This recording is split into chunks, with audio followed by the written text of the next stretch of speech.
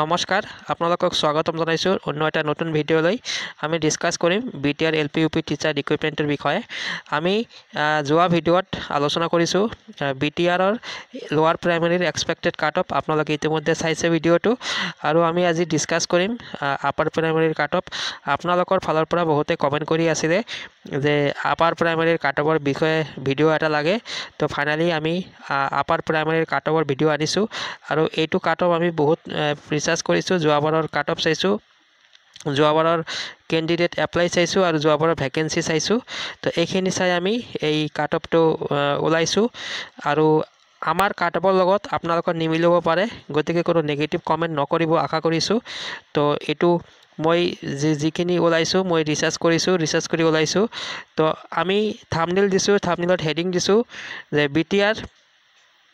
BTR LPUP teacher recruitment 2025 expected cut-off mark analysis for upper primary total post আছে 350 পৰা 400 আমি যোৱা ভিডিঅ'ত আমি আলোচনা কৰিছোঁ এইখিনি যেটো পোষ্ট আছে আমি কেনেকৈ প্ৰেডিক্ট কৰিছোঁ তো এই বিষয়ে আমি এতিয়া আকৌ বিতংকে ক'বলৈ নাযাওঁ আপাৰ প্ৰাইমাৰী টোটাল এপ্লাই আছে 4921 তো ভিডিঅ'টো হেকলৈকে চাব তেনেহলে আপোনালোকে গটেখিনি জানিব পাৰিব আৰু কাট অফটো চাব পাৰিব ঠিক আছে তেনেহলে আহক আমি ভিডিঅ'টো আৰম্ভ কৰো সাক আমি লাষ্ট ভিডিঅ'ত আলোচনা কৰিছো টোটাল কিমান ভ্যাকেন্সি আছে তো আপোনালোকে জানে আপাৰ প্ৰাইমাৰী 386 টা মান ভ্যাকেন্সি থাকিব পাৰে এটো এক্সপেক্টেড হয় ইফাল হ'ব পাৰে অলপ সলপ তো বেছি নহয় তো 386 টা এক্সপেক্টেড আপাৰ প্ৰাইমাৰীৰ কাৰণে ভ্যাকেন্সি আছে এইবাৰ এতিয়া সাক 386 ৰ পৰা এতিয়া যেটো ফ্ৰেশ ৰিক্ৰুটমেন্ট হ'ব তাৰ কাৰণে 311 টা পোষ্ট মান থাকিব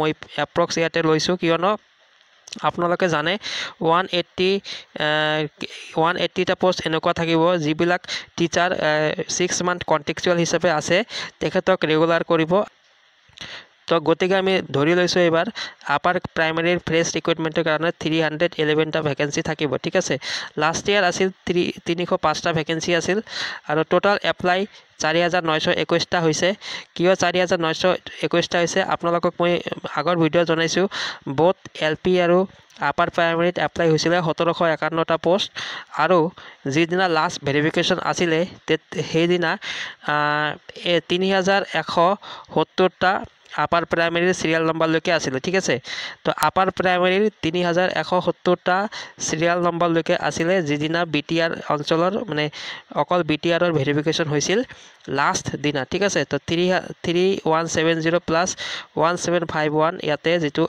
আপার প্রাইমারি আছে তো দুটা মিলি হয় 4921 টা গতিকে টোটাল এপ্লাই হৈছে 4921 টা আৰু লাষ্ট ইয়াৰ আছে 5840 টা যেটো ভেৰিফিকেশনৰ লিষ্ট দিছিলে বিটিআৰ এৰিয়াৰ তাতে 5840 টা ক্যান্ডিডেটৰ নাম এনেকুৱা আছিল যিবিলাক ক্যান্ডিডেট আপাৰ প্ৰাইমাৰীত এপ্লাই কৰিছে গতিকে এইবাৰ কিন্তু এপ্লাইৰ সংখ্যা কম হৈছে প্ৰায় 900 টা মান ক্যান্ডিডেট 900 এপ্লাই কম হৈছে ঠিক আছে তো আপোনালোকে বুজি পাইছে টোটাল পোষ্ট আপোনালোকে আমি ধৰিছো 311 টা আছে আৰু এপ্লাই হৈছে 4921 টা ঠিক আছে এতিয়া সাম 311 টা যেটো পোষ্ট আছে মিডিয়াম ওয়াইজ তাৰ পিছত upper primary arts science Hindi বিভাগত কিমান পোষ্ট আছে এইখিনি আমি চাম এইখিনি আপোনালোকক চাই লওক এবাৰ মই চাওক আমি ওলাই লৈছো যোৱাবাৰৰ যেটো মিডিয়াম ওয়াইজ পোষ্ট আছিলে ওভাৰঅল টোটাল ভ্যাকেন্সিৰ পৰা যি পাৰ্সেন্টেজ লৈছিলে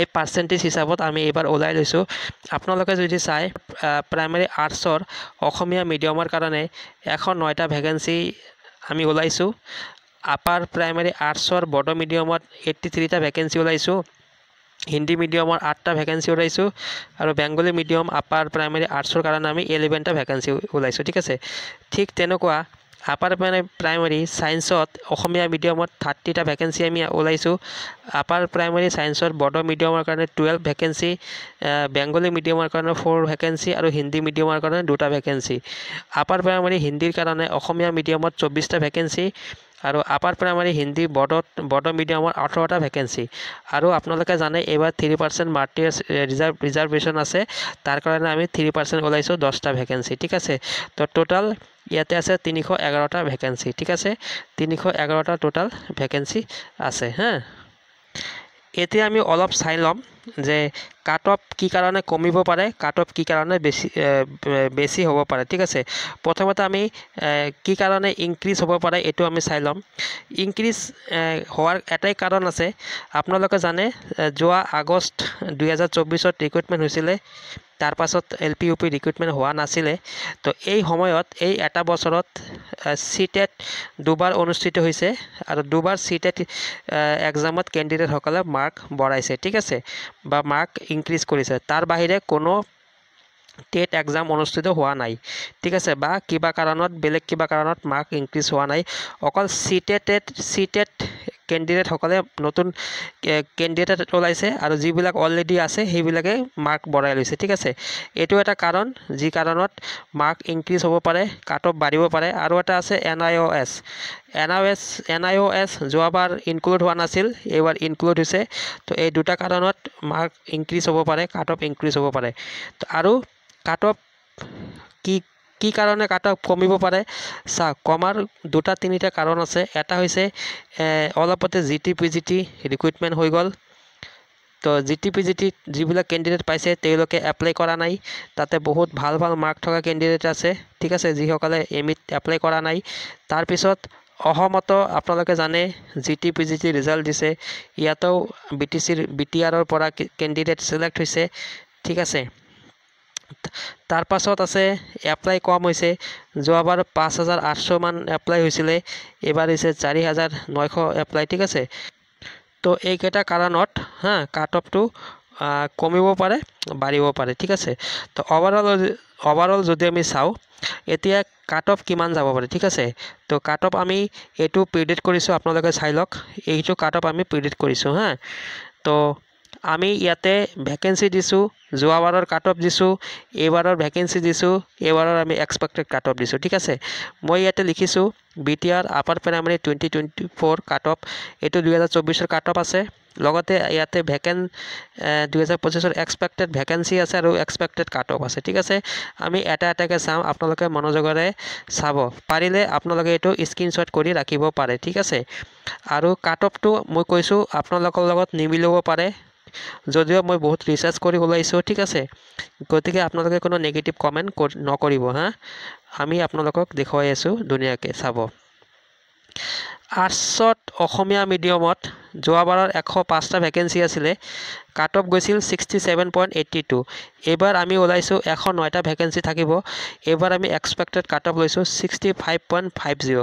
তো 65.50 আমি এইকাৰণে লৈছোঁ, এইটো 66 হ'বও পাৰে, 65ও হ'ব পাৰে। ঠিক আছে, তাৰমানে এই 65ৰ পৰা 66ৰ ৰেঞ্জত কাট অফটো থাকিব। ঠিক আছে, তাৰপিছত আপোনালোকে যদি চাই আৰ্টছৰ বড়ো মিডিয়ামৰ যিটো আছে, যোৱাবাৰ 80টা ভেকেণ্ট আছিলে, কাট অফ গৈছিল 66.90।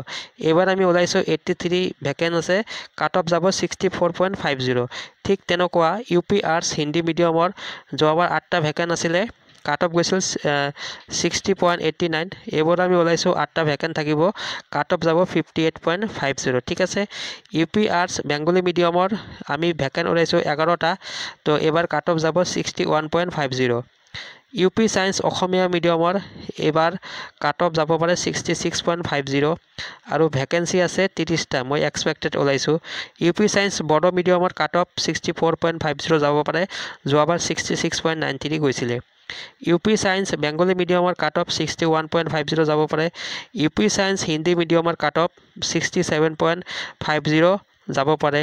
ঠিক তেনেকুৱা UP হিন্দী অসমীয়া মিডিয়ামৰ কাট অফ 49.50 যাব পাৰে। যোৱাবাৰৰ কাট অফ বহুত কম গৈছিলে।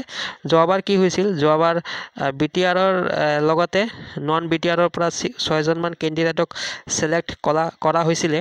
তো যোৱাবাৰ 48.27 কাট অফ গৈছিলে আৰু যোৱাবাৰ 36টা ভেকেঞ্চি আছিলে। এইবাৰ আমি 24 ভেকেঞ্চি লৈছোঁ, 49.50 কাট অফ যোৱাৰ সম্ভাৱনা আছে। UP হিন্দী বড়ো মিডিয়ামৰ কাৰণে কাট অফ 47.50 থাকিব পাৰে। আৰু যিটো 3% মাৰ্টিয়াৰ্ছ ফেমিলি ৰিজাৰ্ভ আছে, এইটো 10টা ভেকেঞ্চি থাকিব পাৰে আৰু কাট অফ আমি ওলাইছোঁ 54.50 ঠিক আছে আপোনালোকে এবাৰ স্ক্ৰীনশ্বট মাৰি এইখিনি চাব পাৰিব ঠিক আছে এইখিনি এটা প্ৰেডিক্টহে কৰিছোঁ আপোনালোকৰ মতে নিমিলিব পাৰে তো এইখিনি ভিডিঅ' আমি আপোনালোকৰ কাৰণে প্ৰস্তুত কৰিছোঁ আপোনালোকে কৈ আছিলে কমেণ্ট কৰি আছিলে যে আপাৰ প্ৰাইমেৰী কাট অফৰ বিষয়ে এটা ভিডিঅ' আনিবলৈ তো ফাইনেলি আমি কাট অফৰ ভিডিঅ' দিছোঁ আপোনালোকে নতুনকৈ যদি মোৰ চেনেলত আহিছে যদি ভিডিঅ'টো চাই আছে মোৰ চেনেলটো ছাবস্ক্ৰাইব কৰিব আৰু মই দেখিছোঁ মই আশা কৰা ধৰণে আপোনালোকৰ পৰা লাইক পোৱা নাই প্লিজ আপোনালোকে লাইক এটা কৰিব ঠিক আছে তেনেহ'লে ভিডিঅ'টো আমি ইমানতে সামৰিছোঁ থেংক ইউ ধন্যবাদ